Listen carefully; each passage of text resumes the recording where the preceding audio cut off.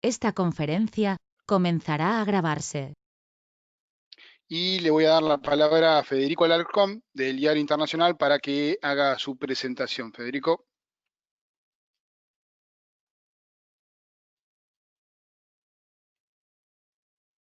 Muchas gracias, Luis. Gracias, José. Gracias, Carlos. Gracias a todo nuestro comité ejecutivo que sigue marcando la línea para todos los demás países en lo que es actividad académica, que es prácticamente la misión del IA, llevar contenido técnico a más personas a favor de toda nuestra industria. Voy a llevar a cabo la presentación del IA y para ello voy a compartir pantalla. Prefiero quitar mi cámara para no robar espacio a la red. Me dicen, por favor, si alguien no puede ver la pantalla que les voy a compartir.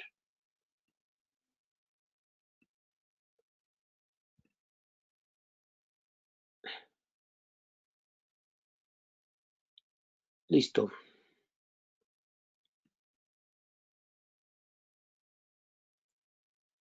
Bien, un webinar más de la serie que está organizando capítulo IAR Argentina en su temporada 1, digamos. Parece que ha tenido tal respuesta esto que va a haber una temporada 2.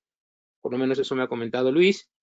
Voy a presentarles rápidamente al instituto, pero para presentarlo, por las personas que no han podido estar en alguno de los anteriores, voy a repetir este ejercicio que hacemos juntos para poder ubicarnos un poco más en términos de seguridad y eficiencia energética en sistemas de refrigeración. Déjenme minimizar aquí para no estorbarles. Ok. Les voy a pedir de favor a todos los que nos hacen favor de escucharnos y seguirnos que ubiquen un sistema de refrigeración. Si es usted usuario final, por favor, piense en el sistema que opera todos los días. Si es usted contratista, le voy a pedir de favor que recuerde el último sistema de refrigeración con amoníaco que visitó o que está trabajando. Lo mismo para nuestros fabricantes. Entonces, este es un análisis express donde vamos a colocar al sistema que ustedes están trayendo en este momento a su mente en un gráfico que tiene dos ejes muy simples.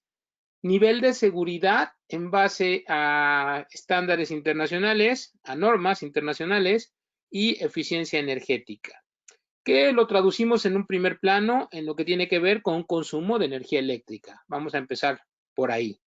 Entonces, bien, si el diseño de su sistema o del sistema que está pensando está basado en la norma ANSI IR2, por lo tanto, la seguridad del sistema y la de su personal están totalmente salvaguardadas y además el consumo de energía eléctrica refleja e implica ahorros significativos, como lo vimos en el segundo webinar de esta serie, hasta $250,000 anuales, nos reportaba esa experiencia.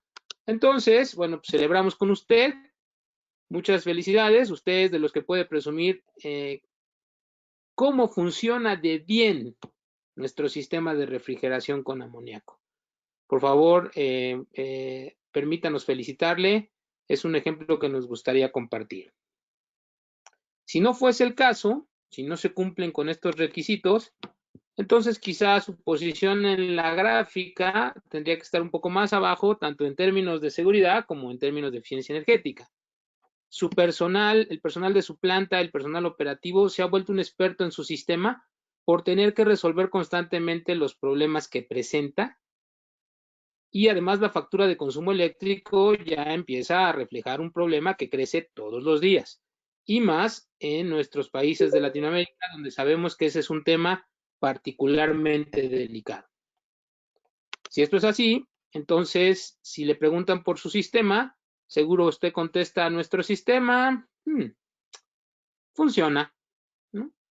No es el mejor, no es el peor, funciona, no ha pasado nada, ¿no? No ha pasado nada, podemos decir, ¿no? Si no fuese este el caso, entonces usted se ubica, digamos, en la parte más crítica de la gráfica, ¿no? Su sistema carece de señalización y etiquetado en sala de máquinas y cañerías de acuerdo a la norma. También carece de un sistema de ventilación adecuado en sala de máquinas o la configuración de un sistema de detección de amoníaco y un plan para mantenerlo al día. Además de que los costos de electricidad pueden estarlos ya verdaderamente matando. Son altísimos. Si es así, quizá la pregunta que usted se hace delante de este sistema que está recordando, que es el sistema que usted opera todos los días, es ¿cómo sigue funcionando nuestro sistema? Ya cuando nos hacemos esta pregunta es porque quizá tenemos que tomar ciertas acciones. Para conocer el diagnóstico de este análisis express, bueno, definimos 3 parámetros. Si usted se encuentra en el semáforo verde, para ponernos de moda con esto de la pandemia global, si usted está en semáforo verde, sin duda siga por donde va, no descuide innovaciones para mejora continua y por favor compártanos su caso de éxito para programarlo en un seminario web para toda Latinoamérica. Es importante presumir este tipo de casos. Si usted está en semáforo amarillo, es el momento de tomar decisiones para atender lo importante antes de que se vuelva urgente. Permítanos compartirle nuestras opciones de capacitación para lograrlo. Y si usted está en semáforo rojo, nada más hay 2 opciones que podemos ver para ofrecerle nuestra ayuda. O cambia la ruta o pida recursos humanos que contraten a algún ministro de culto para agilizar la ayuda divina, porque pronto pudiera necesitarla.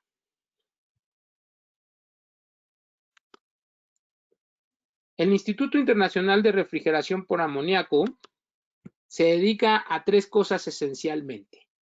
La primera de ellas es la construcción de normas técnicas para la industria, evidentemente basadas en las buenas prácticas generalmente aceptadas y reconocidas por la misma.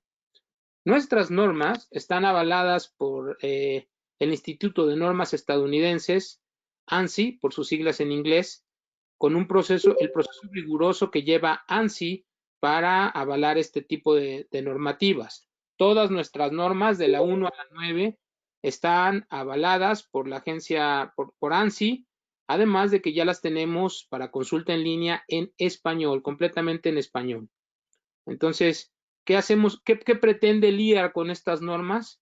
Pues establecer un mismo idioma para toda la industria.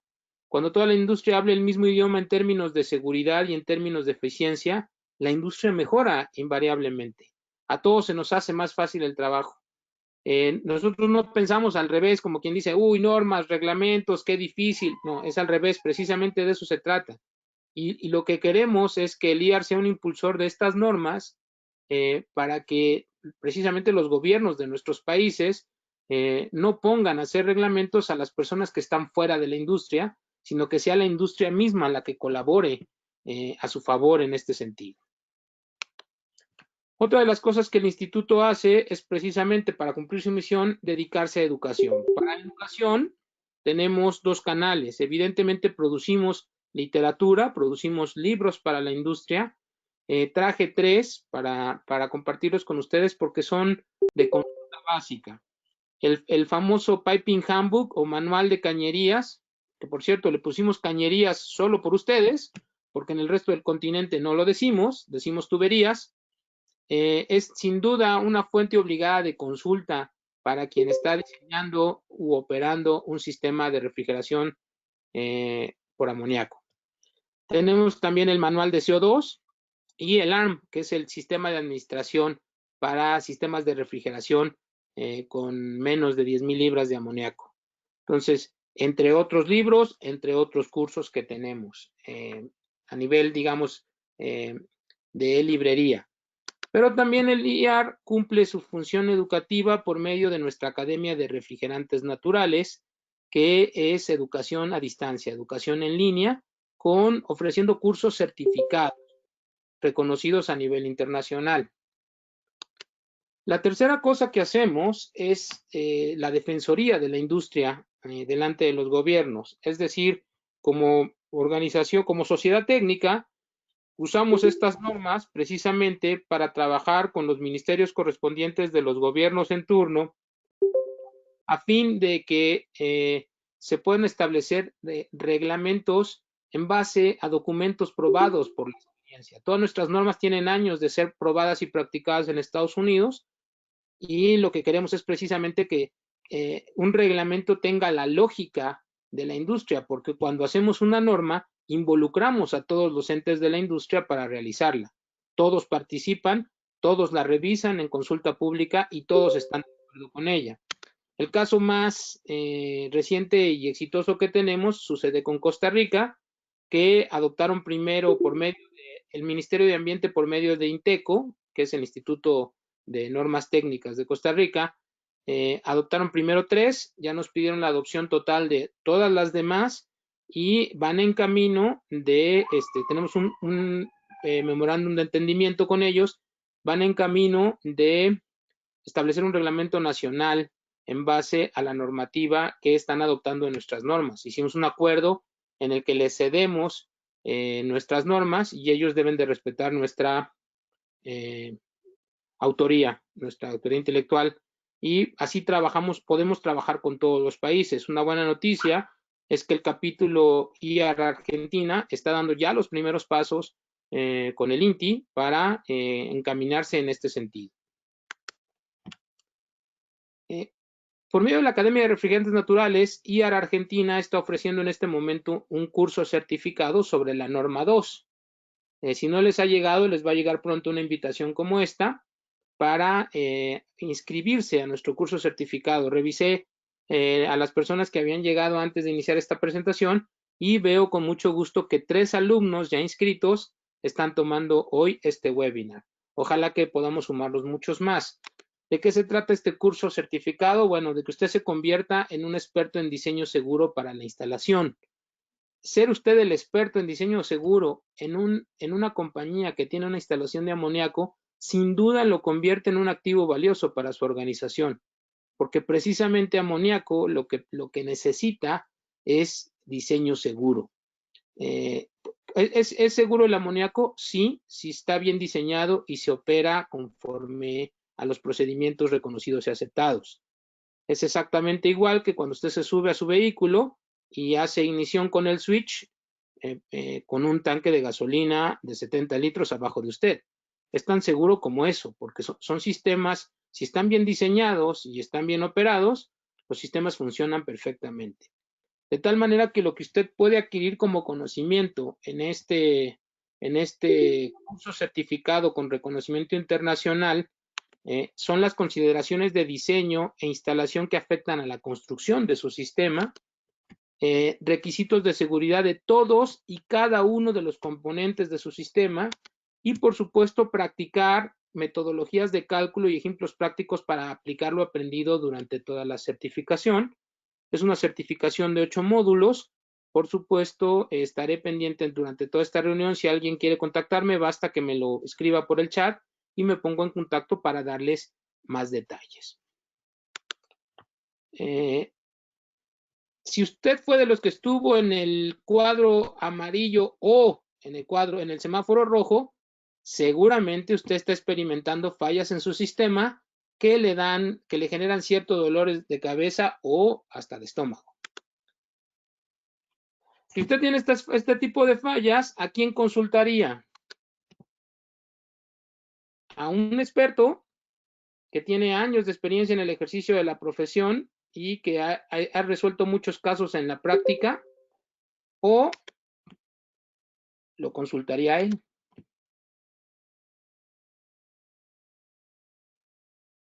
Yo creo que cada quien tiene que tomar la decisión o ya la está tomando, pero precisamente este tipo de webinars es para irnos dando cuenta de que las cosas pueden estar bien hechas si las hacemos en los canales adecuados. Dejo con ustedes en un breve video de 1 minuto a nuestra directora internacional. Saludos. Le habla Yesenia Rector, la directora internacional del IAR.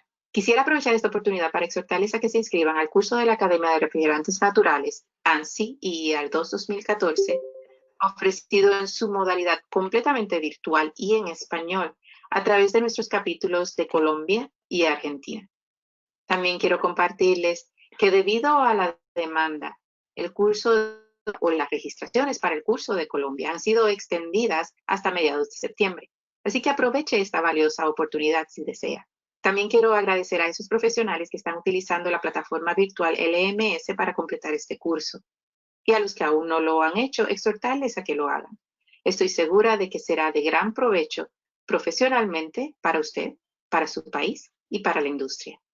Sin nada más, me despido deseándoles éxito en todos sus proyectos. Gracias. Muchas gracias, Luis. Dejo de compartir pantalla y te dejo con los asistentes. Muchas gracias, Federico.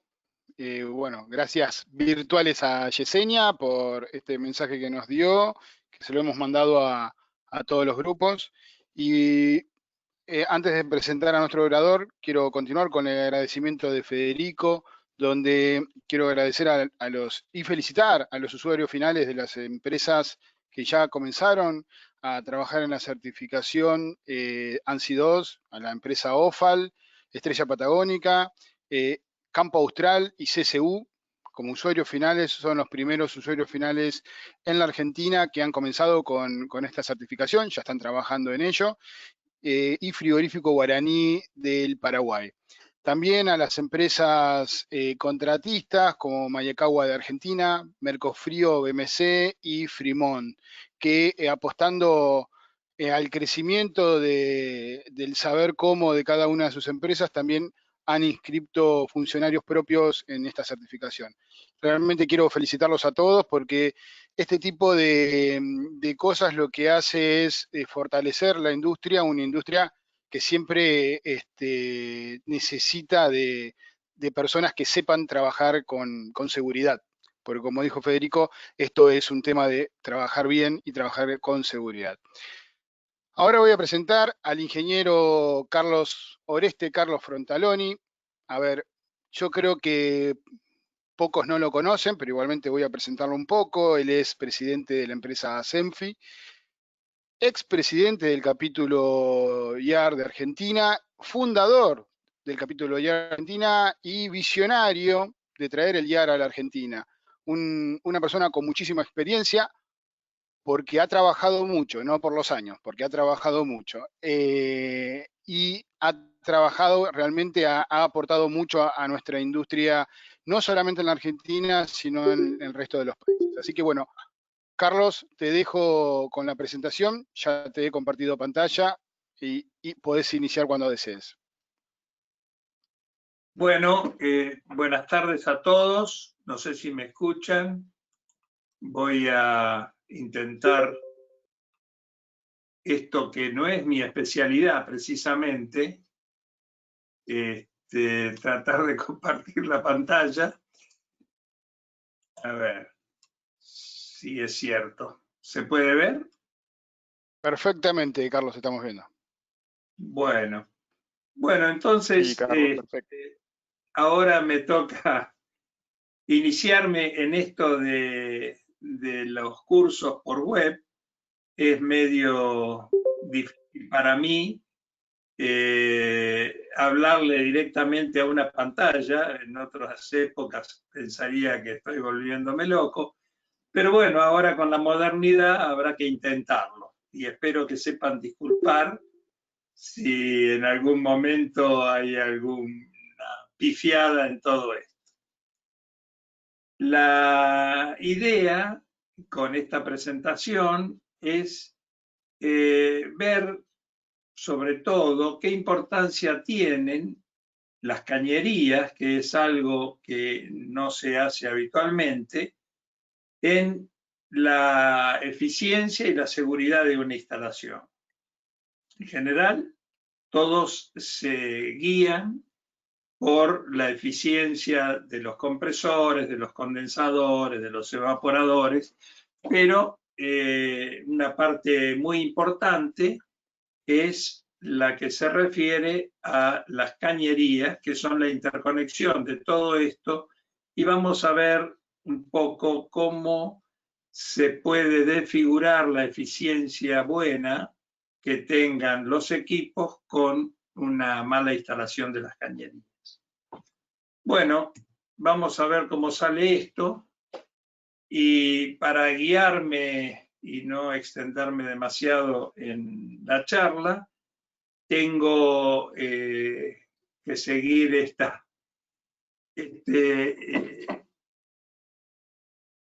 PowerPoint que me va a dar una cadencia en la charla. La seguridad y el ahorro de energía es parte fundamental de cualquier equipo moderno. Por el compromiso que tiene el mundo de disminuir la contaminación producida por el consumo de energía y darle la seguridad al personal y a las instalaciones. En esta charla haremos hincapié en el diseño de la instalación y especialmente de las cañerías con respecto al ahorro de energía. Para lograr seguridad en la instalación, veremos las características de la construcción de las cañerías, materiales, soldaduras, etcétera, que serán de acuerdo a las normas ASME B315 y las normas del IAE. El mantenimiento de la planta como factor fundamental para mantener la instalación con la misma eficiencia a lo largo del tiempo y segura, por supuesto, verificando las condiciones de seguridad y trabajo. En el caso de instalaciones existentes, daremos algunos tips para verificar los equipos para lograr una mayor eficiencia energética con la que se incrementará vuestra productividad consumiendo menos y realizando instalaciones más seguras. Lograr eficiencia energética quiere decir hacer una operatoria más eficiente, no solo disminuir el consumo de energía, sino mantener o mejorar la calidad del servicio y del rendimiento a lo largo del tiempo. La operatoria segura se logrará teniendo procedimientos de purga de aceite, aire, agua, que estén dentro de las normas, como así también las maniobras que se tengan que realizar en las plantas para el mantenimiento o la instalación de nuevos equipos.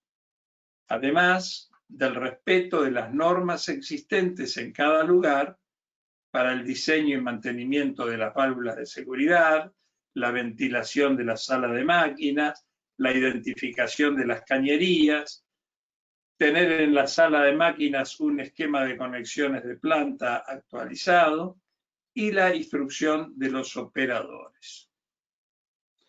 En principio, en esta exposición nos vamos a referir a las instalaciones de refrigeración por amoníaco. Pero lo primero que debemos hacer al realizar una nueva instalación es la elección del fluido refrigerante principal y, si lo hay, el secundario. Veremos a continuación los puntos fundamentales que se pueden usar para tener un sistema de refrigeración que mejore nuestra eficiencia y conduzca a un seguro ahorro de energía. Existen tres momentos fundamentales para aplicar estos principios. Uno, durante el diseño de una nueva planta. Esto se refiere a lograr el ideal para las condiciones de diseño requeridas, establecer un costo-beneficio, aumentar la inversión versus ahorrar la energía durante la vida de la planta y tener un rápido repago de la inversión. En una planta existente, depende de qué tan mal está el proyecto en funcionamiento, son los recursos a aplicar para ambos casos. Con el mantenimiento, aquí se agrega un elemento fundamental que es el mantenimiento. No importa que sea bien o mal diseñada una planta, si no es mantenida, ninguna planta es eficiente a lo largo del tiempo. Desarrollaremos a continuación algunos puntos a mejorar para tener en cuenta en estas alternativas. Para las dos primeras variantes existe la posibilidad de mejoras. no solo en el ciclo frigorífico, sino también en toda la instalación. En el siguiente cuadro tenemos algunas de las variables a mejorar para tener una mayor eficiencia energética sin recurrir al ciclo frigorífico. Por ejemplo, poner controles por computadora, evitar infiltraciones en cámaras y túneles, purgadores de aire, potencia de ventiladores, elegir correctamente la potencia de los ventiladores, el aislamiento en cámaras, en cañerías, la iluminación que sea de baja energía, las puertas de cámara que estén perfectamente herméticas, colocación de VLT en ventiladores, compresores, etc. Y ahora vamos a repasar sintéticamente cómo funciona un sistema de refrigeración por amoníaco. El ciclo de refrigeración se ve representado en este esquema, que ya me imagino es bastante conocido por todos ustedes, y si lo vemos así en vivo parece muy importante el evaporador. De hecho son muy importantes el evaporador, el compresor, el condensador y la válvula de expansión, que es la que divide a los dos circuitos de alta y de baja. Pero hay unas líneas muy pequeñas, en este caso, que son las cañerías, y a las que vamos a dedicar un poco de esfuerzo para ver cómo pueden modificar nuestro sistema por estar mal diseñadas o mal colocadas. Nuestro sistema tiene por objeto trasladar calor de la parte a refrigerar hacia el exterior. Eso es lo que hace esencialmente un sistema de refrigeración.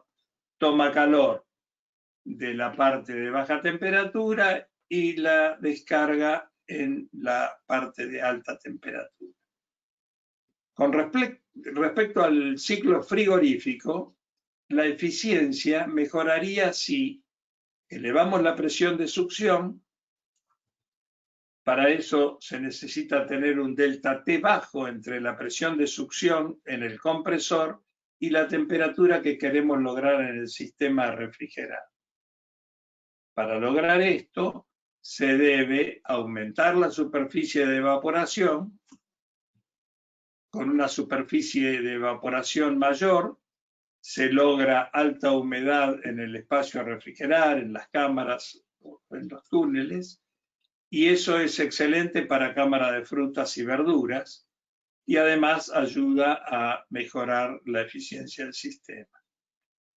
También una cosa que en mi recorrido por algunas plantas en nuestro país, por lo menos, no tener cargas hidráulicas sobre los evaporadores. Esto es un problema bastante común en todas las instalaciones. Si el sistema es inundado, vamos a dar un ejemplo muy común y que se ve a veces hasta de afuera de las plantas, pasando por la ruta inclusive. Muchos sistemas tienen un sistema inundado y el separador está sobre el techo. El evaporador evidentemente está dentro de la cámara y entre el evaporador y el nivel de líquido del sistema hay una cierta diferencia de altura por lo general. En principio, esa diferencia de altura tendría que ser prácticamente nula y lo ideal sería que esté suficientemente alta como para llenar todo el evaporador. Pero vamos a dar un ejemplo para ver la gravedad de esto. Justamente de gravedad se trata.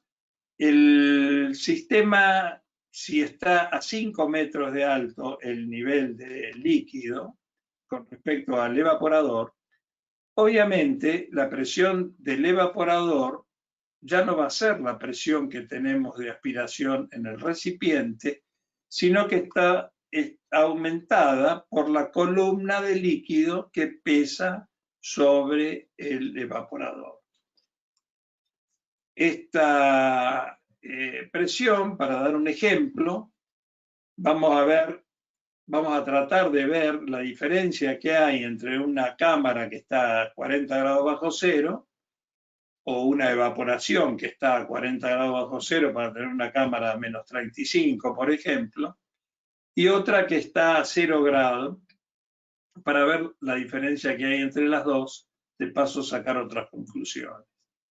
Con una altura de columna de amoníaco de líquido de 5 metros sobre el evaporador para una temperatura de succión de menos 40, tenemos una diferencia de temperatura entre el evaporador y el compresor de menos 40 son 0,717 bar, sin considerar las pérdidas de carga de las cañerías ni la carga estática. Ahora le vamos a agregar la carga estática. Para conocer la presión real en el evaporador inundado hay que sumar los 5 metros de columna, que corresponden a una presión de 0,345 bar. El resultado son 1,062 bar, que corresponden en este caso a menos 32,5 centígrados. Por consiguiente, si nuestro objetivo era tener la cámara a menos 35, no lo vamos a lograr con este sistema. ¿Qué vamos a tener que hacer? Vamos a tener que bajar la presión de succión del compresor para tener menos 40 en el evaporador. Y eso implica que tenemos que restarle a los 0,717 los 345.345, que era la carga de la columna de líquido. Eso nos da 0,372 bar, que corresponden a menos 51,5 para obtener menos 40 en el evaporador. Esta condición implica un aumento de consumo de energía necesaria del 76%. Ahora vamos a demostrarlo. Si tomamos un compresor a tornillo trabajando con sobrealimentación a menos 40 más 35, tiene una capacidad de 112,6 kilowatts y consume al eje 76,6 kilowatts, lo que da un COP de 1,47 kilowatt por kilowatt consumido. Para obtener esta misma capacidad se requiere un compresor más grande que, trabajando con sobrealimentación a menos 51,5 más 35, tiene una capacidad de 112,5 kilowatts y consume al eje 135 kilowatts, lo que da un COP de 0,83 kilowatt por kilowatt consumido. Si esto lo tratamos de hacer para una evaporación de 0 grado, el resultado sería el siguiente. La condición necesaria para 0 grados serían 4,294 bar, sin considerar otra vez las pérdidas de carga en las cañerías ni la carga estática. Para conocer la presión real en el evaporador hay que sumar los 5 metros de columna, que corresponden en este caso a una presión de 0,319 bar, y el resultado es ahora 4,294 más 0,319 igual a 4,613 bar, que corresponden a más 2 grados. Conclusión, hay que tener una presión de succión en el compresor de menos 2 para obtener en el evaporador esa presión que nosotros pretendíamos tener de 0 grados. Esta condición implica un aumento de consumo de energía en 6,7%. Recuerden que en el otro caso era del 76% la diferencia, y ahora tenemos solo 7,6 para 0 grados. De esto podemos sacar un par de conclusiones. Si nosotros hacemos un mal montaje, por más que hayamos diseñado perfectamente las cañerías, las aislaciones, y cometemos errores de este tipo, vamos a tener una pérdida de eficiencia muy importante, por más que el compresor sea el mejor del mundo y los evaporadores y el condensador estén en el mismo ítem.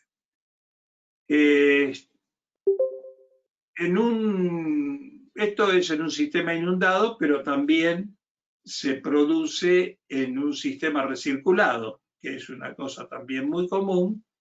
Todas las cañerías, evidentemente, van por arriba de los techos y hay siempre una diferencia de altura entre la ubicación del evaporador y la ubicación de las cañerías.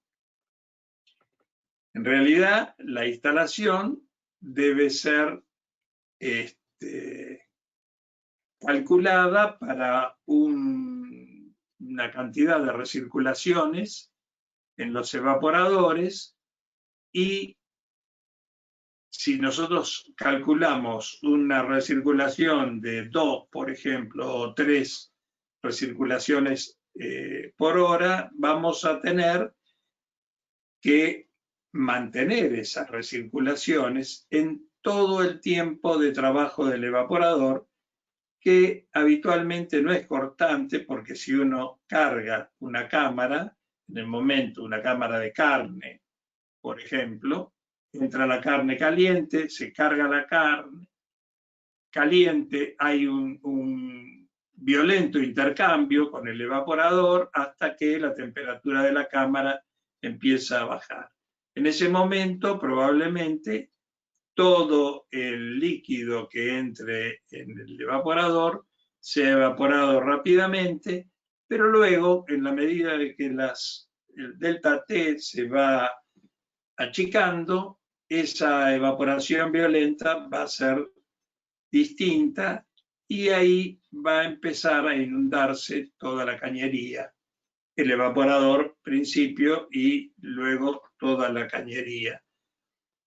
Al inundarse la cañería y la cañería de retorno hasta el separador, vamos a tener una pérdida de carga aumentando, porque dentro de la cañería va a haber mayor cantidad de líquido que la que teníamos prevista, que va a ocupar un lugar que no va a tener el vapor para ir hacia el compresor. En un caso de un sistema por expansión, también pasa exactamente lo mismo. Hay que regular la inyección en función de la temperatura de salida del evaporador para mantener una succión húmeda que asegure el buen funcionamiento del evaporador y no inunde las cañerías ni los compresores. Afortunadamente, cada vez se está mejorando en las válvulas. Los fabricantes de válvulas están poniendo todo el énfasis en hacer que estas válvulas se ajusten perfectamente a la condición de trabajo. En cuanto a las cañerías propiamente dichas, se trata de no tener sobrecalentamientos del vapor en las cañerías. Esto se logra con una aislación eficaz y una baja pérdida de carga. El sobrecalentamiento en la cañería de succión antes del compresor implica una disminución en el volumen específico del fluido que afecta directamente a la masa bombeada por el compresor. en los diseños de cañerías y aislaciones, según normas, las aislaciones deben ser del tamaño suficiente y de la calidad suficiente como para tener el menor intercambio posible, y se toma como norma un máximo de 0,5 grados centígrados entre la presión existente del evaporador y la presión de succión a la entrada del compresor. Esto es habitual. Hay muchos casos en los que no se cumple, evidentemente. Es muy importante tener en cuenta las pendientes de las cañerías, de succión sobre todo.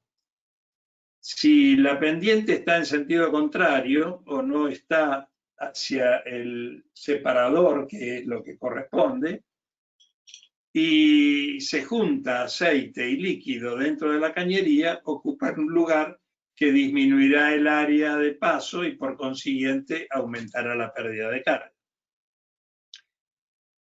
Tener la soportería de las cañerías a la distancia adecuada para que el caño no flexe y disminuya la sección debido a la acumulación de aceite. Además, en el caso de querer vaciarla, seguramente se complicará la maniobra. Los que hacen maniobra o tienen la necesidad de hacer alguna maniobra en la planta se darán cuenta fácilmente cómo está la pendiente de la cañería, porque muchas veces queda llena y no se puede vaciar fácilmente. Otra alternativa para hacer más eficiente una instalación es bajar la presión de descarga. Para ello hay que trabajar con la selección del condensador. Supongamos un condensador evaporativo. En la selección del condensador intervienen 3 elementos fundamentales. Obviamente la carga a disipar, la temperatura de bulbo húmedo del lugar, no la de bulbo seco, sino la de bulbo húmedo, y la temperatura de descarga que se tome para el diseño. Como decimos, tiene que ser la más baja razonable para la ubicación de la instalación. Es distinta una en Tierra del Fuego que en La Quiaca, en el norte de nuestro país. La carga del condensador saldrá del balance térmico general, se seleccionará la mayor de las obtenidas que coincida con las más altas temperaturas de bulbo húmedo. Esto tiene alguna forma de razonable de verlo también, porque en el sur de nuestro país, por ejemplo, tenemos una diferencia de temperaturas muy grande entre verano e invierno, y de repente hay solo 2 o 3 días en verano que ameritan que esos días tenga una presión de descarga un poco más alta, y no diseñar un condensador que nunca vamos a poder repararlo, ¿no? La forma de tener la más baja presión de descarga es achicando el delta T entre la temperatura de bulbo húmedo y la temperatura de descarga. Eso nos va a dar un condensador más grande y por lo tanto más costoso. Otra vez será importante realizar un costo-beneficio entre el costo de la energía consumida por un sistema compresor-condensador y el valor de la inversión para esa condición. Acá hay que hacer también caso a esa condición tan variable que nosotros tenemos en algunos lugares de nuestro país. El equilibrio se obtiene con el condensador más económico para obtener la temperatura más baja de descarga y que represente un repago razonable. También hay que tener en cuenta las pérdidas de carga de las cañerías de descarga para no aumentar la presión debido a eso. Otra otro factor importante para lograr una mejor eficiencia en la instalación es el subenfriamiento del líquido.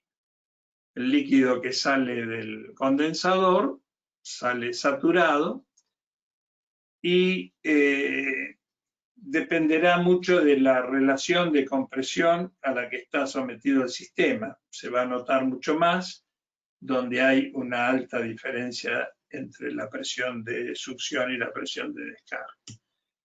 Con este recurso se podrá hacer mucho más eficiente el sistema, sobre todo cuando el salto de temperatura sea más alto. En un compresor a tornillo se puede utilizar la sobrealimentación para cumplir esta misión. Si el salto de temperatura es muy grande y tenemos un requerimiento de 2 temperaturas en la planta, por ejemplo, -10 o -40, en el caso de nuestras plantas de carne, podemos utilizar un sistema de 2 etapas, una a -10 y otra a -40, y ahí tener un ahorro de energía. Otra cosa es la expansión controlada. El ciclo de refrigeración, vimos que es un sistema cerrado y como tal, cuanto más constante sea el funcionamiento, mejor será el rendimiento del conjunto. Cada vez que inyectemos amoníaco para producir la evaporación o alimentar un separador, si no lo hacemos en forma modulada, de acuerdo a la capacidad requerida, habrá una descompensación de presiones en el sistema. El compresor, si es automática la regulación de capacidad, tratará de absorber aumentando la capacidad. Si el sistema de inyección a un separador o a un evaporador es de tipo on-off, cuando inyecte bajará la presión de succión y tendrá que disminuir, cuando no inyecte, tendrá que disminuir su carga. Cada vez que esto ocurra, como es un circuito cerrado, tendremos una variación en todo el circuito. Actualmente hay válvulas que tienen un comportamiento modulante y colaboran para que el sistema funcione equilibradamente. Con el mantenimiento, dijimos que el mantenimiento de un sistema de refrigeración es fundamental para mantener el amoníaco en su condición más pura. El amoníaco usado para refrigeración es anhidro y su grado de pureza es de 99,99%. Con el transcurso del tiempo, con las intervenciones en el sistema o con la entrada de aire en los sistemas de baja temperatura y de baja presión, por supuesto, con una presión inferior a la atmosférica, se produce el ingreso de aire húmedo y este degrada el amoníaco. Se separa el aire del agua y se disuelve en el amoníaco. El aire se aloja finalmente en los condensadores, disminuyendo la superficie de condensación y generando problemas de alta presión de descarga. Cuando el agua entra en contacto con el amoníaco, las propiedades termodinámicas de esta mezcla son diferentes a las del amoníaco puro, porque ocurren cambios en la relación entre la presión de vapor saturado y la temperatura correspondiente. A igual presión, una mezcla de amoníaco y agua da una temperatura de evaporación más alta que el amoníaco puro. Por consiguiente, una planta de refrigeración en la que el agua se haya mezclado con el amoníaco debe funcionar con una presión más baja en el evaporador para mantener la temperatura de evaporación que en una planta con amoníaco puro. Esto puede tener serias consecuencias para la capacidad de la planta y para el consumo de energía. Habrá que poner el compresor a trabajar a más baja presión. Según las reglas empíricas, se dice que a bajas temperaturas de evaporación, una caída de presión correspondiente a 1 grado centígrado en el lado aspiración hace que el consumo de energía de la planta suba aproximadamente un 5%. Al mismo tiempo, la capacidad de la planta disminuye notablemente. Para esto, se toma como regla que por cada 1% de agua en la instalación se consume de más un 1% de energía y en el renglón de capacidad de refrigeración nos afecta el 2%. Como ejemplo, si en nuestra planta contamos con 1000 HP y tenemos un 10% de agua, consumimos lo que equivale a 100 HP de energía de más. Y si contamos con 3 millones de kilocalorías, tenemos una pérdida de 600.000 kilocalorías en refrigeración. En todos los sistemas de refrigeración actuales existe la posibilidad de contaminación con aceite, que se mezcla en los compresores a tornillo con el amoníaco y luego en el separador de aceite se separa una parte importante del mismo, dependiendo de la eficiencia del separador, obviamente, pero en el mejor de los casos, 5 partes por millón de aceite continúan con el amoníaco, forrando la instalación de una película de aceite. Esa película, en cada lugar de la instalación, tiene un efecto perjudicial. En los condensadores queda una pequeña partícula, una pequeña película, porque es la parte más caliente de la instalación. En los evaporadores la película es más importante porque la viscosidad es mayor debido a la baja temperatura y en ambos casos es perjudicial. Los resultados de esta película, en función de su espesor, los veremos en la siguiente tabla, donde se ve la disminución del coeficiente de transmisión en función del espesor de la película en centésimas de milímetro. Esta tablita es muy interesante porque nosotros podemos ver para un coeficiente de transmisión sin película de aceite de 0, 5, 10, 15 o 20 kilocalorías hora por metro cuadrado grado centígrado, cómo es afectado por cada una de las líneas estas que son de 2, de 4, de 6, de 8 y de 10 centésimas de milímetro. Esto con un coeficiente de transmisión de 10 kilocalorías hora metro cuadrado grado centígrado, con 2 centésimas tendríamos 85% de eficiencia. O sea, tendríamos que a ese coeficiente de transmisión multiplicarlo por 0,85 para que nos dé realmente el coeficiente de transmisión que tenemos. Pero si ese espesor llega a 10 centésimas de milímetro, ese coeficiente baja hasta el 55%. Se transmite mucho menos calor para la misma superficie que nosotros tenemos. Como consecuencia de lo expresado anteriormente, el mantenimiento de la planta debe estar ligado específicamente a mantener las condiciones de diseño a lo largo del tiempo.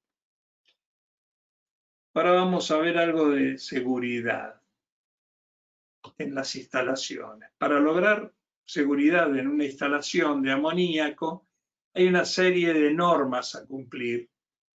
Depende mucho del tipo de instalación. En lo atendiente a las cañerías, hay que verificar los certificados de las mismas, según las normas ANSI B315.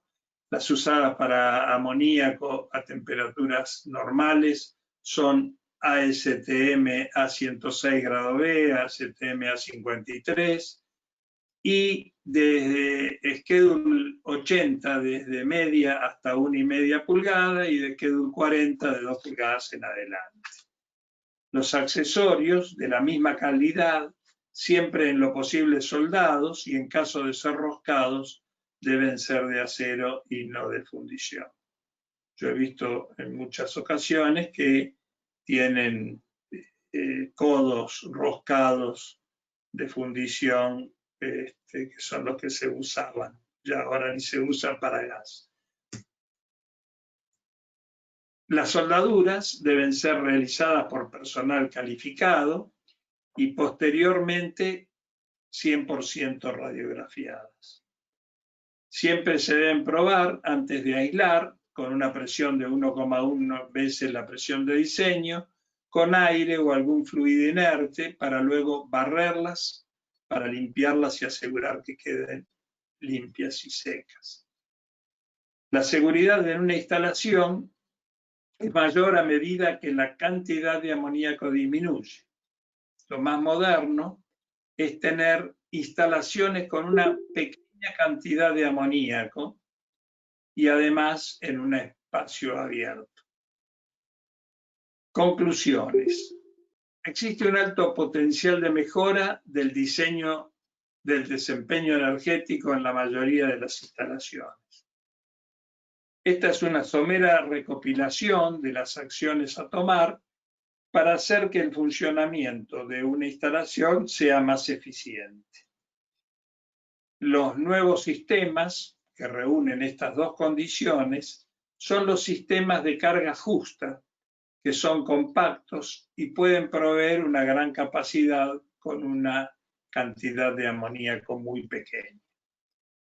Por ejemplo, en una planta lechera, una planta para enfriar agua de 1.000.000 de kilocalorías con un compresor a tornillo, tiene solo 150 kilogramos de amoníaco y está inscripta en una pileta de 3 metros por 4 metros por 20 centímetros de alto para poder contener un derrame de la totalidad del amoníaco. Es totalmente automática y posee un purgador automático de aceite, con lo que se optimiza el funcionamiento y el mantenimiento de la unidad. Es una unidad de este tipo, ahí ven la piletita alrededor del conjunto, todas las cañerías son muy cortitas y es lo que más se acerca al diagrama inicial de la cosa. Otra alternativa es una sala de máquinas modular. Por ejemplo, esta es para 2 túneles que trabajan a menos 45 grados con un sistema de inyección de amoníaco de muy baja carga. Es modular de tal forma que está en la parte exterior, tiene ventilación y todas las cosas que necesita una instalación para tener una buena performance. Las normas del IAR pueden ayudar a la concreción de las mejoras de eficiencia y seguridad de las plantas con amoníaco. Este es el corolario de la charla, que espero no haber fallado tanto. Es mi primera charla en estas condiciones. Ahí les dejo el correo mío para cualquier consulta, además de las consultas que pueden hacer ahora a través de el programa este. Gracias a todos por la paciencia.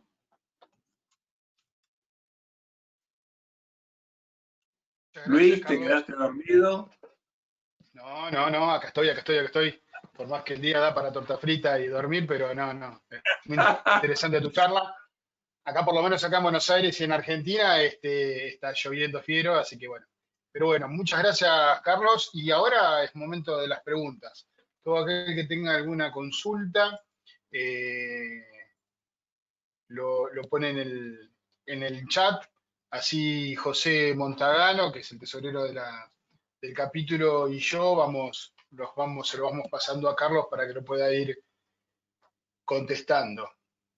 Vamos a dar tiempo porque siempre, digamos, es un poco,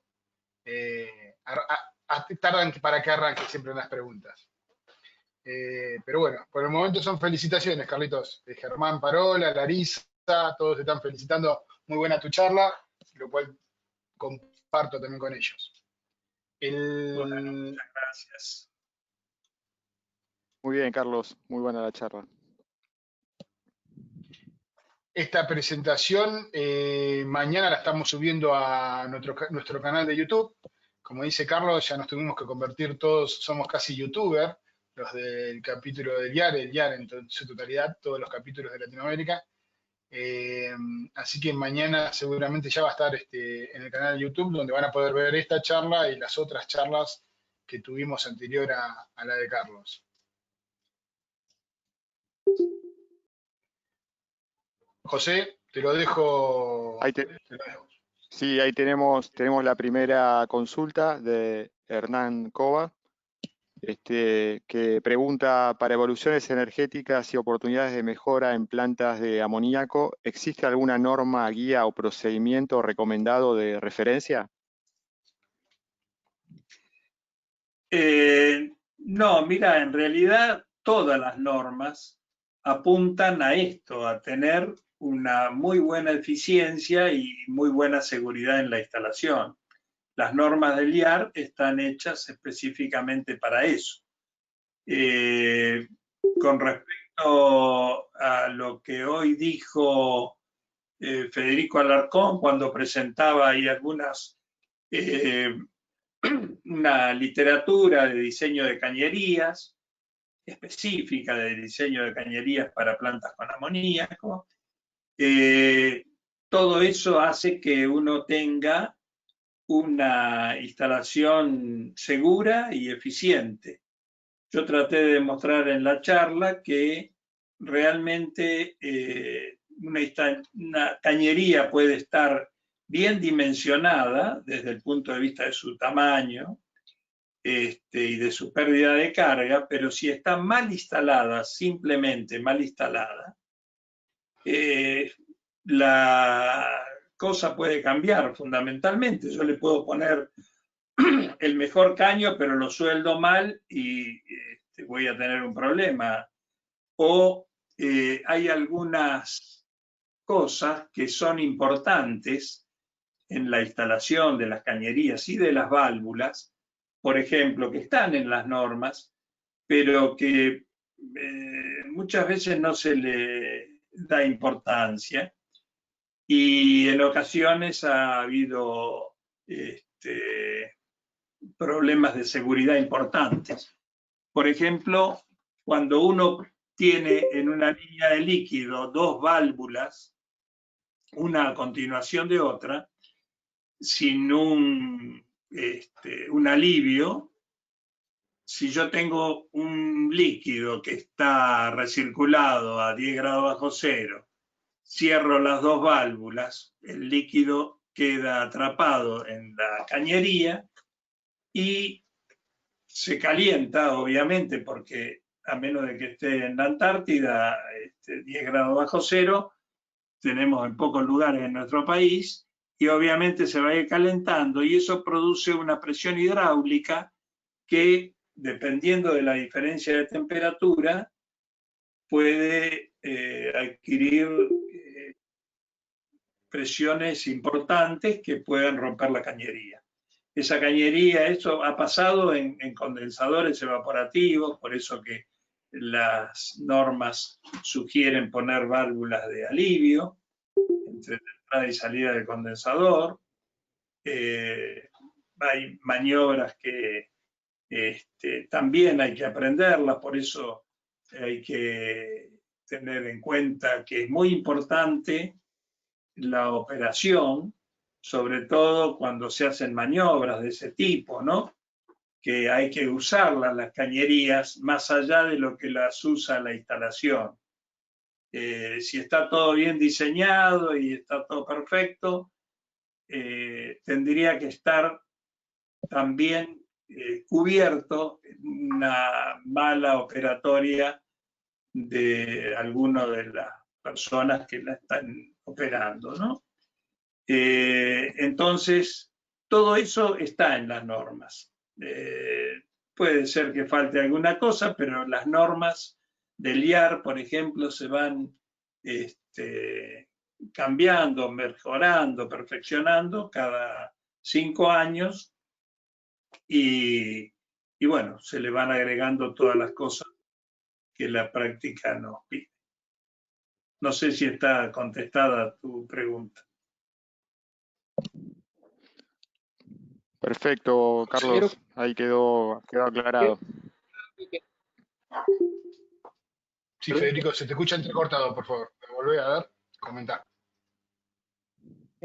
Quisiera complementar la respuesta de Carlos a si hay alguna norma. Como tal, como bien dice Carlos, todas apuntan a mejorar eficiencia y seguridad, pero en particular nuestra norma 9, que es para sistemas existentes, no como la 2, que es para sistemas de diseño seguro desde el origen, sino para sistemas preexistentes, evidentemente repasa en su norma inspección, evaluación y mantenimiento, operación del sistema, requisitos mínimos de seguridad. Es precisamente todos estos temas los que acaban por mejorar también la eficiencia.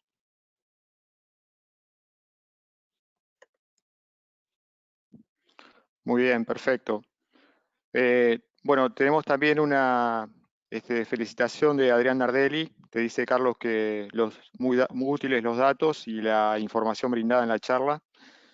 Después tenemos una consulta de Marcos David Colazo, que él pregunta, digamos, si se recomienda utilizar en aire acondicionado válvulas PSB para un recipiente de 6 metros cúbicos de CO2 o 100% fabricadas en acero inoxidable de 316, ¿no? ¿Hay alguna norma que mencione esto? ¿Tenés idea, Carlos? No tengo idea en este momento.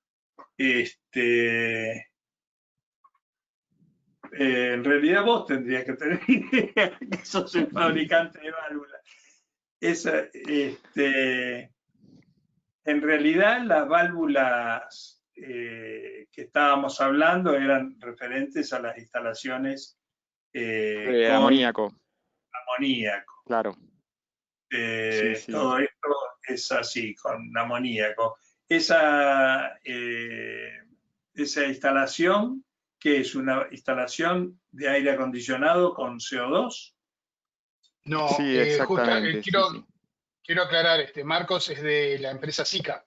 Seguramente debe estar hablando de un recipiente. Ok. No, Marcos, cero al carbono. Si querés hablar y lo podés acrecentar a la pregunta, estaría excelente. ¿A dónde está? ¿Cómo se puede hacer para hablar con él? No, él tiene que prender el micrófono y hacer la consulta, digamos, podría dar más información de la consulta que él está haciendo. Ajá.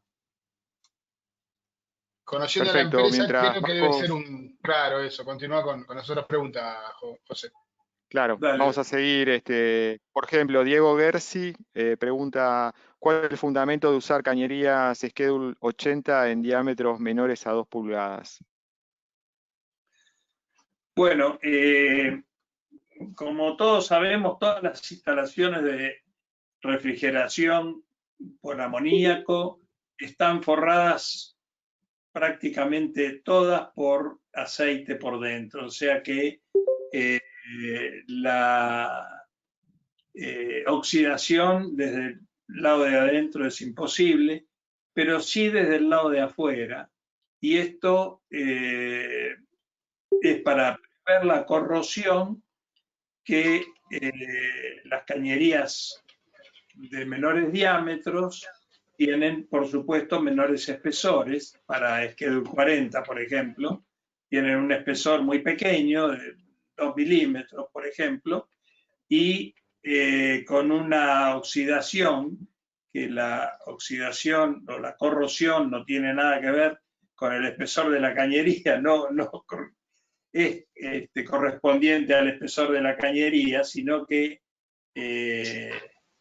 depende de otros factores. Entonces, una cañería de media pulgada que tiene 2 milímetros de espesor se va a ver rápidamente afectada por la corrosión, y si es Schedule 80 tiene mayor espesor y tiene más posibilidades de sobrevivir. Perfecto, Carlos. Bueno, después tenés agradecimientos varios, de un usuario que no está registrado con el nombre, pero también de Hernán Cova. Y después sigue una pregunta de David Suárez que dice, buenas tardes, en una instalación simple etapa menos 35 más 35, teniendo muy buena condensación, pregunto, ¿puede llevar la descarga más abajo de su diseño? Digo, trabajar en 8/9 kilos de descarga.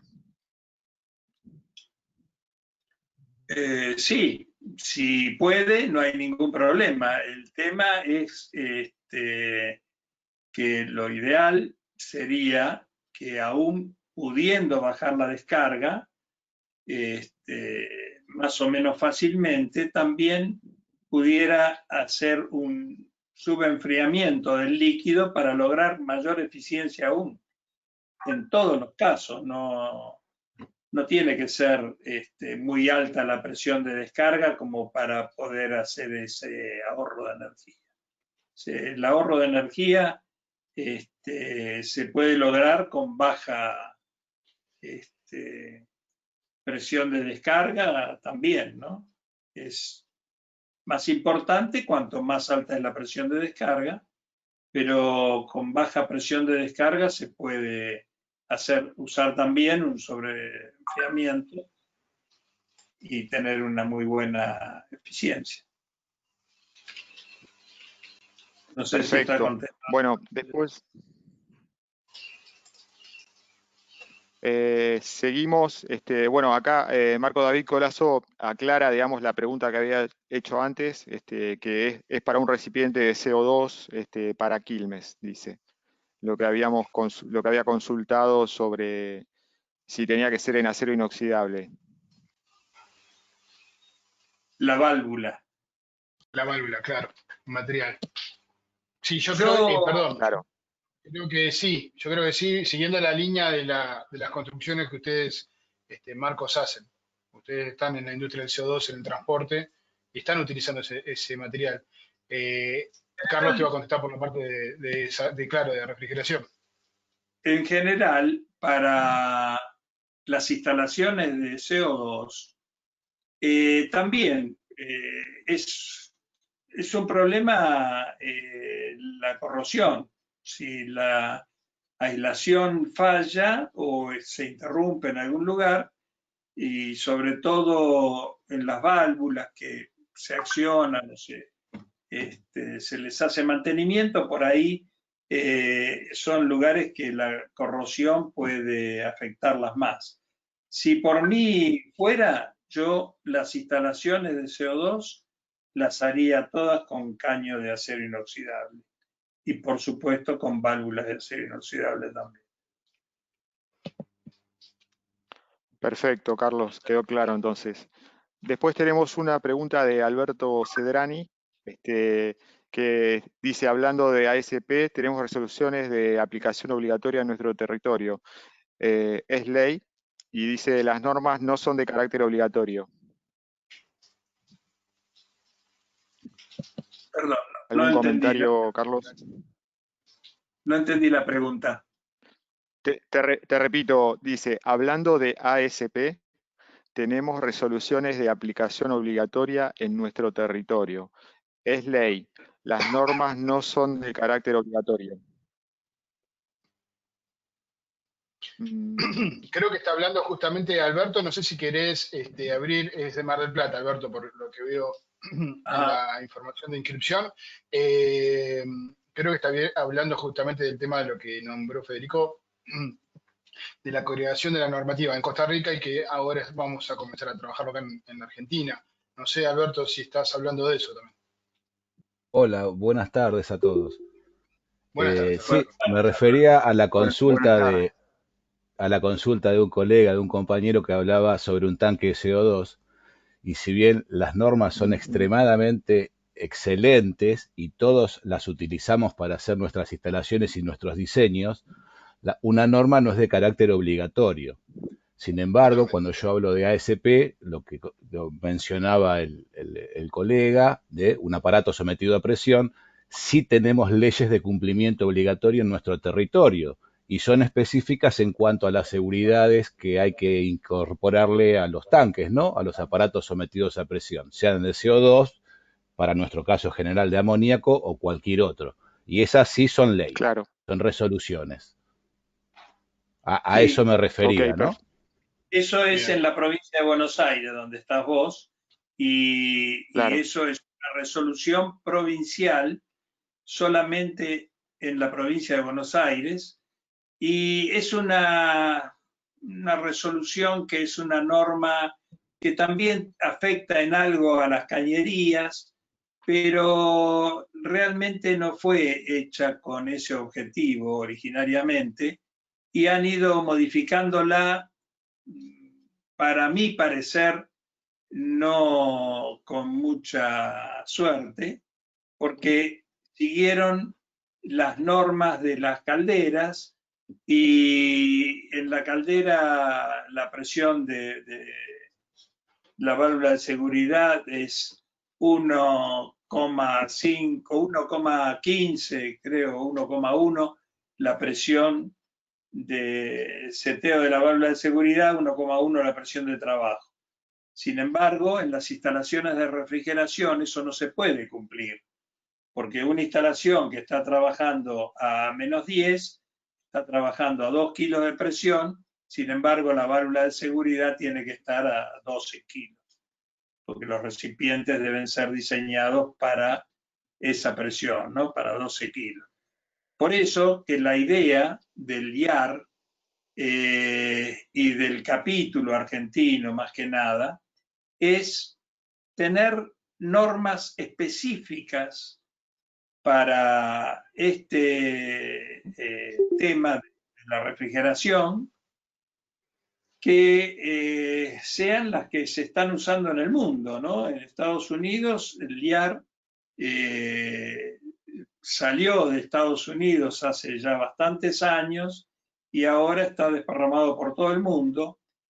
Y yo creo que sería una buena idea, por eso se hizo el capítulo argentino del IAR y por eso se está tratando con el INTI y con la idea es que Irán tenga aceptadas estas normas del IAR como para poder tener una norma que sea específicamente para las instalaciones de refrigeración, que yo creo que eso nos ayudaría a tener mejores instalaciones sin ninguna duda, pero además también más seguras, con lo cual se podría usar el amoníaco para muchos otros tipos de instalaciones, que el amoníaco, yo soy medio fanático de eso, pero tiene muy buenas características como refrigerante y además no contamina y tiene un montón de alternativas mejores que las otros refrigerantes que se usan, ¿no? Sí, Sí, sí. sí, perdón, No, no, comparto, Carlos, absolutamente. El comentario es por tener conocimiento certero sobre estas normas. Hace 30 años que las practico, habilitando aparatos, y la normativa es general. Hay capítulos específicos para la refrigeración industrial o para el amoníaco, y como aquellos que las habrán leído, es un simple copia y pega de algunas cuestiones importantes de nuestras normas, como por ejemplo la 2 que utilizamos acá, y hacen un breve resumen y dejan todo en mano de los profesionales que actúan. Somos nosotros quien en realidad tomamos las normas internacionales, como la de IAR, y las aplicamos. Las leyes hacen una mera copia de algunos pequeños artículos, generalmente extraídos de las normas internacionales, y las ponen sobre una resolución. Pero en definitiva está en manos del profesional darle buen cumplimiento y aplicación a estas normas, metiéndolas en la cuestión legal, ¿no? De habilitación de los aparatos, sean para CO2 o para cualquier tipo de instalación. A eso me refería, ¿no? Sí, sí. Ya te digo, por eso la idea es justamente tener directamente las normas del IAR, o directamente o indirectamente, pero aceptar las normas del IAR y que tomen una forma un poco más importante. Porque en nuestro país, lamentablemente, no hay muchos profesionales en el tema y hay muchos lugares y muchas provincias que tienen instalaciones que distan bastante de las que están hechas según normas, ¿no? Sí, sí, la realidad Perfecto, es eso. Carlos. Pecan muchísimo. Bueno, y ya dejo el micrófono. Gracias. No, gracias a vos. Muchas gracias. Bueno, ahí Marcos, David Colazo hizo una aclaración, Carlos, que dice que hablaba sobre los materiales porque el fabricante solo le garantiza hasta menos 29 grados centígrados. Por eso preguntaba, dice, si hay que hacerle algún estudio tipo Sharpie a estos elementos de seguridad. Dice que, bueno, te agradece por las aclaraciones, ¿no?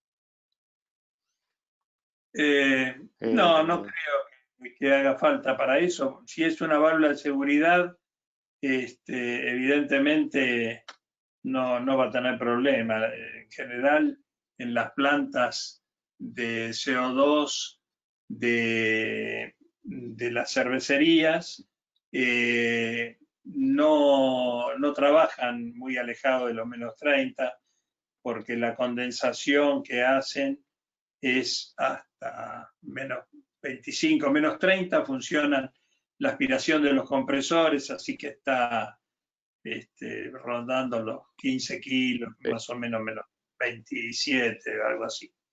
Y después en la planta tiene baja presión, pero se sobrecalienta el CO2 para mandarlo a la planta o a la cerveza directamente, ¿no? Ok, perfecto, Carlos, quedó claro entonces. Después tenemos una pregunta de Roberto Sinícola, que pregunta, dice, los compresores con velocidad variable tienen a cargas parciales un COP muy inferior al del mismo operando al 100% de la carga, ¿no? Para obtener el mejor rendimiento energético, ¿hay normas para instalar tanques de acumulación simples o estratificados que maximicen el COP?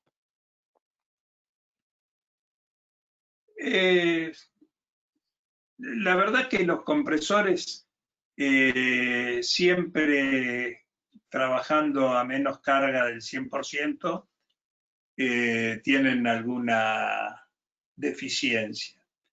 Esa deficiencia se mejora un poco con la regulación de capacidad, en el caso de los compresores a tornillo.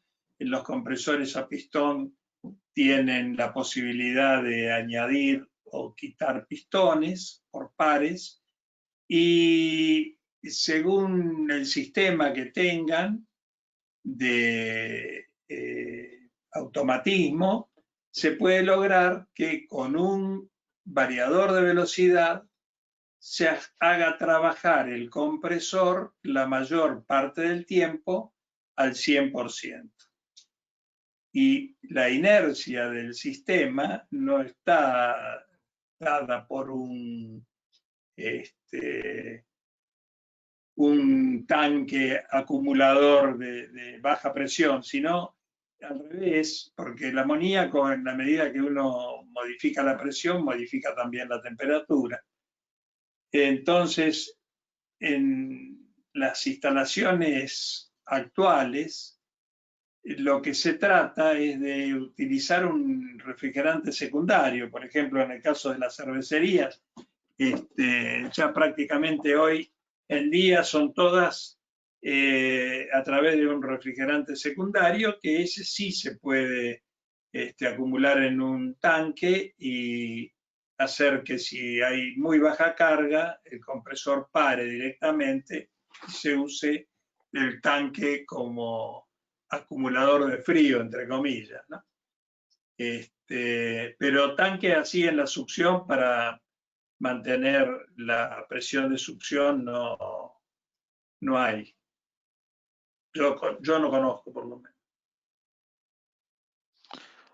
Bueno, hablando del tema de cervecería, tenemos un comentario ahí de Mario Landini que bueno, me está pidiendo, digamos, que le diéramos la palabra para poder aclarar el tema. Mario, si querés abrir el micrófono, podés hacerlo. Sí, sí, buenas tardes. ¿Me escuchan? Hola, Mario, ¿cómo te va? Buenas tardes. ¿Qué tal? ¿Cómo Sí. estás, Carlos? No, el tema del tanque de CO2, en realidad hay que mirar la temperatura de diseño del tanque. Hay dos criterios para determinar la temperatura de diseño mínima del tanque, o menos 50 o menos 80. El tema es que cuando hay una descompresión del amoníaco, del CO2, ya sea por una rotura de válvula, lo que fuese, se forma nieve carbónica y esa nieve carbónica está a menos 79 grados. Entonces, en ese caso, se diseñan los tanques, una vieja tradición era diseñar los tanques para menos 80, pero menos 80 con presión cero.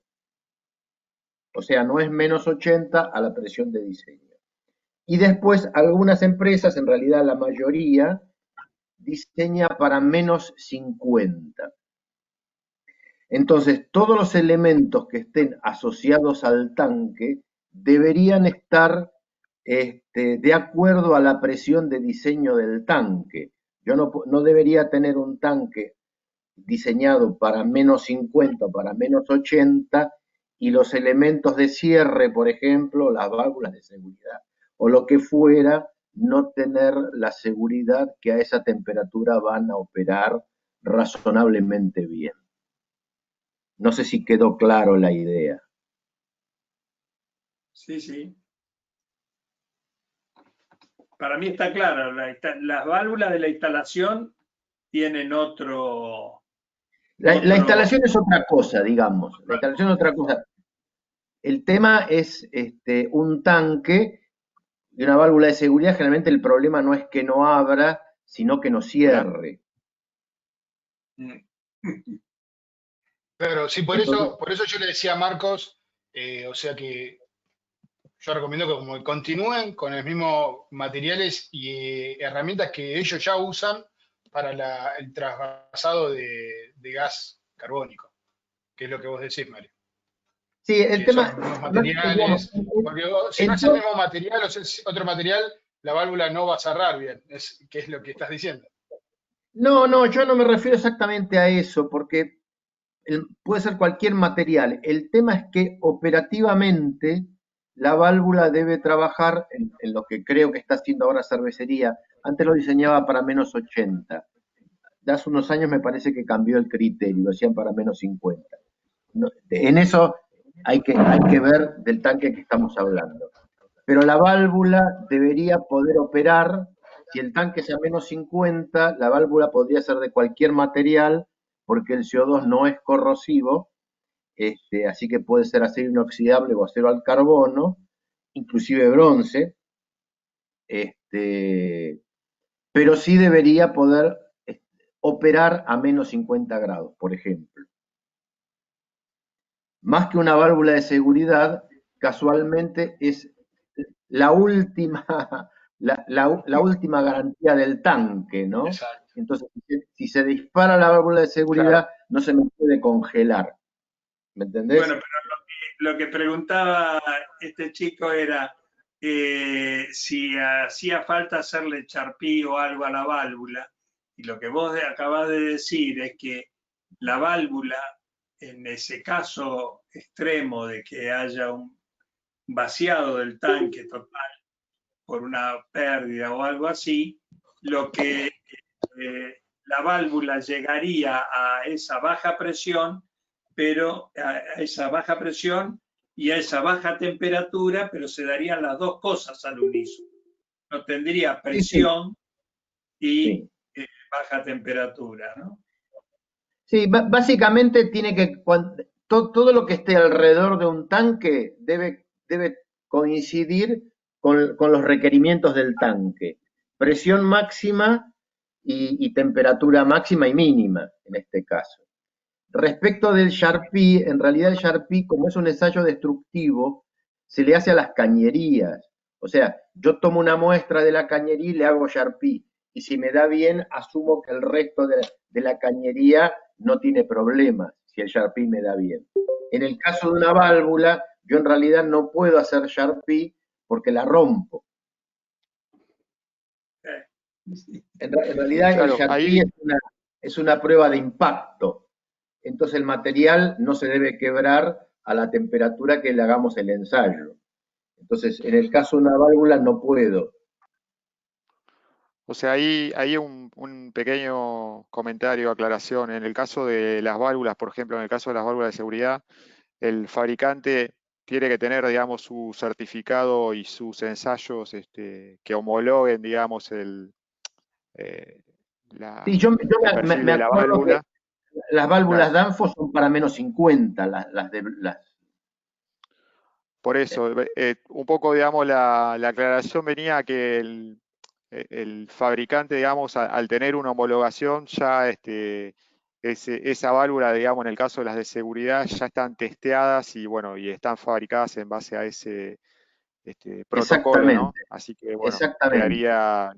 no sería necesario hacer un ensayo si ya viene, digamos, con un certificado, ¿no? Exactamente. Es que en realidad no le podés hacer un ensayo, Claro, porque si pudieras hacerle un Sharpie la estarías rompiendo, porque en realidad es un ensayo de impacto. Y entonces, si la fractura es frágil, no sirve, y si hay una deformación dúctil, digamos, entonces sirve el material. Pero eso se hace con el caño. Se toma una muestra del caño, de la partida, de lo que sea, claro. y dice, bueno, no sé, si yo quiero Sí, hacer una cañería con acero al carbono, puedo hacerla a menos 40, pero en realidad ahí, si por norma no me da, tendría que hacer un Sharpie. Si vos te fijás, el A106, ¿a cuánto? Bueno, seguramente a menos 40 no funciona. Ahora yo sí le puedo hacer un Sharpie. claro. Si el Sharpie me da Queda bien, claro. entonces puedo usarla.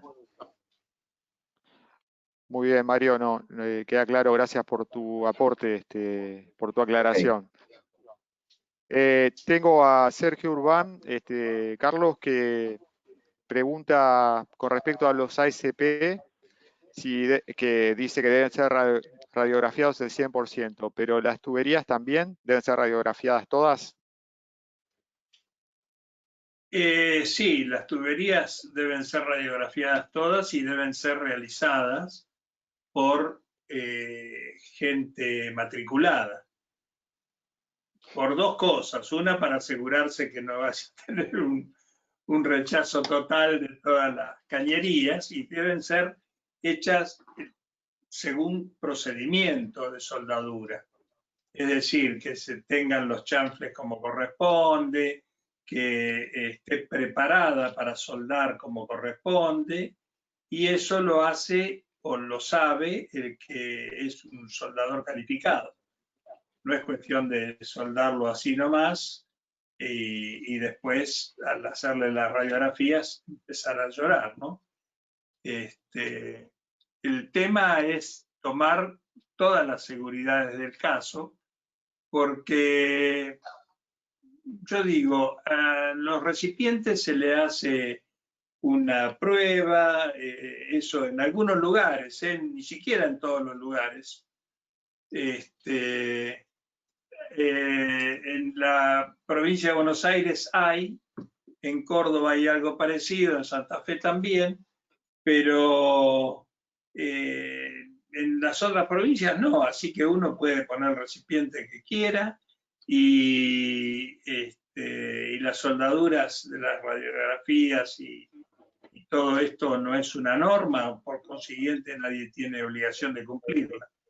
El tema de seguridad es algo que en muchas partes, lamentablemente, de nuestro país se toma la seguridad como que no se incendie nada, pero en realidad la cosa no es tan así.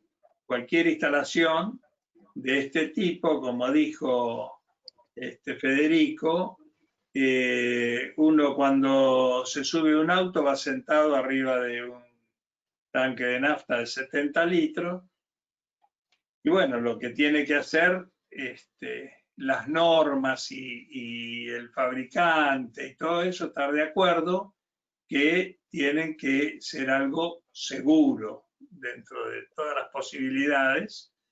Y esto es lo mismo que tenemos que hacer nosotros como fabricantes, dar la mayor cantidad de seguridades posibles. Y por mi parte, lo que he tratado de hacer es que esas seguridades estén aseguradas, valga la redundancia, con unas normas de aplicación real. Eso es lo que me parece, ¿no? Que esa es la solución para todo esto, porque si no, son todas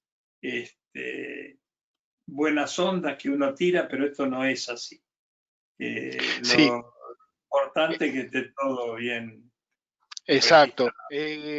Justamente, a ver, yo quisiera, ya que no hay más preguntas, continúo. Carlitos, si podés desconectar de la pantalla, si conecto la mía. Y mientras tanto, aclarar esto, ¿no? Obviamente, la verdad que estuvo muy buena la charla, digamos, no solamente la charla de Carlos, sino también las preguntas, porque, digamos, lo que Alberto Cedrani dijo, tanto con la continuación de la pregunta de Marcos y todo lo demás, tiene que ver mucho con uno de los pedidos que nos están haciendo, que es tratar los temas de refrigerantes que no es el amoníaco, como concretamente el caso del CO2. En esta serie de charlas ya no van a venir, porque ahora justamente les comparto la agenda de lo que nos queda. Frimón el 16 de septiembre, que va a hablar justamente de temas de soluciones en condensadores y todo lo demás. Y por último, el 30 de septiembre va a hablar Otec Hazmat, Rodrigo Mena, que algunos lo conocen porque hemos estado en Rafaela y en Mendoza haciendo las simulaciones de emergencia. Va a hablar de emergencia amoníaco porque es también, como dije la otra vez, es el otro tema, tanto los temas de emergencias, de seguridad, como los temas que tienen que ver con el refrigerante CO2 en el uso dentro de estos sistemas. Para todas estas cosas, y también para un tema que ya se habló hace 15 días atrás, que es el tema de la eficiencia energética, es que nosotros estamos impulsando esta normativa, que como bien se dijo, no es una normativa, no es algo obligatorio, y así es como se está preparando y se está trabajando, no va a ser algo obligatorio, pero por lo menos para tener una línea de donde uno poder agarrarse con un librito y que esté por lo menos en un idioma argentinizado en su uso y poder seguir esa línea de trabajo, porque nosotros lo que vemos es que como fabricantes de equipamiento, como usuarios de plantas frigoríficas, lo que estamos viendo es que cada uno, como bien lo dijeron también, cada uno hace lo que puede en lo que sabe que se hace, ¿no? Pero la verdad que la industria frigorífica, sobre todo de la mano de la industria alimenticia en la Argentina, va a seguir creciendo, y en la región, más que en la Argentina, en toda la región sur, y eso lo que va a hacer es que si nosotros, cada uno de nosotros, va a hacer la planta, diseñar la planta y construir la planta como le parece, va a haber muchas diferencias de calidades en tanto a la seguridad y en tanto a las eficiencias. Entonces, ahí es donde, en primera instancia, el capítulo argentino está trabajando en este momento con el INTI, con el director, el gerente de operaciones del INTI, que es el señor Mario Sosa. Estamos trabajando en grupos de trabajo que ya pasando algunos meses de charlas técnicas donde seguramente no, donde se está viendo de qué líneas tomar de todos los capítulos no, sino de de los bloques que tiene el IAR, con cuáles trabajar. Vamos a trabajar con justamente mantenimiento de instalaciones existentes, con diseño de instalaciones, que justamente es la certificación que estamos haciendo ahora, y con la parte de operaciones, creo que no recuerdo bien. Entonces, una vez que esto ya está más evolucionado, vamos a convocarlos a todos ustedes, porque sin la opinión de todos ustedes, sin la opinión de toda la región, y no lo hablo de la Argentina solamente, también los estoy convocando a los de Uruguay, a los de Paraguay, a los de Bolivia y a nuestros colegas que son del capítulo del Perú, de Chile, de Ecuador, que nos ayuden, que nos acompañen. ¿Por qué? Porque lo que nosotros queremos es que todos tengamos la misma línea de trabajo. Una línea de trabajo que cuide el ambiente, porque hoy ya no es como antes, si se escapaba un poco de gas, se escapaba un poco de gas, y si había un escape de amoníaco, se ponía uno una bolsa en la cabeza y entraba a la sala de máquinas a cerrar la válvula. Eso ya no puede suceder, ya hasta es ilegal, o sea, ya podemos tener las empresas problemas legales, y que tienen que ver con los temas energéticos, porque los costos de energía en toda la región están creciendo, y sobre todo que sean eficientes para el uso de nuestras instalaciones. Y con seguridad, nuevamente. Entonces, por eso es que, o sea, Carlos, uno de los temas importantes, Carlos como expresidente del capítulo, cuando se hizo la reunión de organización de este evento, a Carlos se le pidió que hable de este tema, porque justamente él tiene la experiencia de haber aplicado normas IAR desde el inicio, hace muchos años, no por edad dije, sino por años de experiencia, y justamente lo que queremos es que empresas argentinas, usuarios finales argentinos, y regionales, comiencen a utilizar esas normas. Y lo que queremos también es ver, comprobar, por eso convocamos a los usuarios finales que nos cuenten qué es lo que ellos ven, qué es lo que ustedes ven como usuarios finales sobre las normativas, sobre el uso de estas certificaciones, sobre todo lo que el IAR habla. Es muy importante tener este feedback con ustedes, porque este feedback lo que nos va a dar a nosotros es justamente la herramienta como para poder continuar desarrollando este crecimiento. Así que bueno, simplemente agradecerles ahora a todos los que participaron en este horario. Nuevamente, convocarlos para la próxima charla, que es el 16 de septiembre, que lo va a dar el ingeniero Escalante de Fremont, y el 30 de septiembre. Posterior al 30 de septiembre, esto no queda acá, continúa porque justamente nos han dado muchas listas de temas, así que vamos a continuar hablando sobre CO2, sobre baja carga de amoníaco, sobre sistemas de refrigerantes alternativos, automatización y todas las cosas que nos están pidiendo. Así que después del 30 de septiembre no se van a deshacer de nosotros, van a seguir escuchándonos. Y nuevamente, y por último, quiero convocar al resto de los países que quieran participar en estos webinares. Estos webinares están abiertos a los usuarios finales y a todo el resto de los países. Muchas gracias a todos y felicitaciones por estar conectados a este tipo de eventos. Muchas gracias. Perfecto, muchas gracias. Gracias. Si me permites, hay una pregunta final de Néstor Fernández. ¿Dónde se encuentran las normas en castellano de las que han estado hablando? El sitio es www.iiarg.org.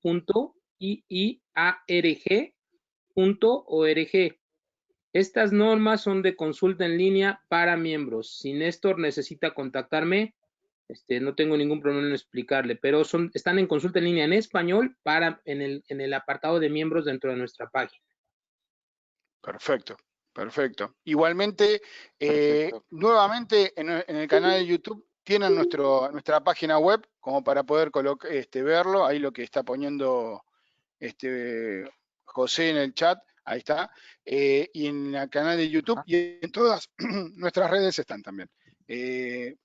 Listo, ahora sí, muchas gracias, buenas tardes y buena resto de semana. Gracias, Luis. Buenas tardes. Gracias. Chao, hasta luego. Chao.